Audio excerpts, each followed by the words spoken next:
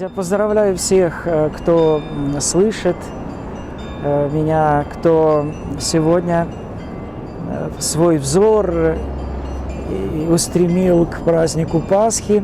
Переживание, значение праздника Пасхи во всей полноте дается человеку, который проходит весь церковный путь от Великого Поста даже до последнего дня Страстной Седмицы.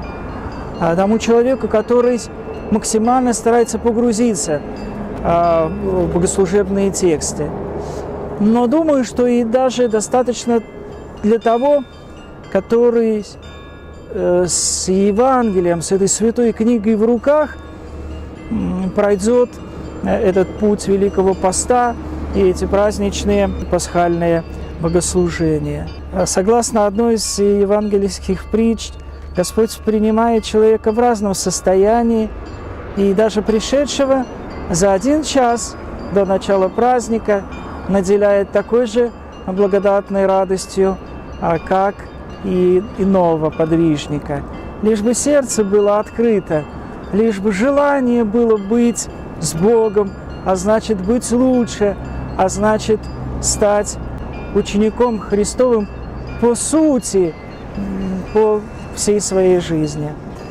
Я желаю всем радости духовной, я желаю всем исполнения Христовых заповедей, которые сами по себе радость и счастье для каждого человека. В богослужении открывается полнота и суть праздника.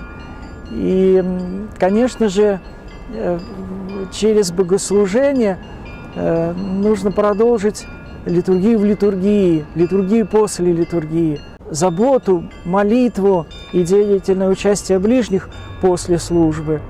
Понести эту пасхальную радость тем, кто не смог быть в храме, понести эту пасхальную радость, пасхальное благословение Христа людям, находящимся в больницах и тюрьмах.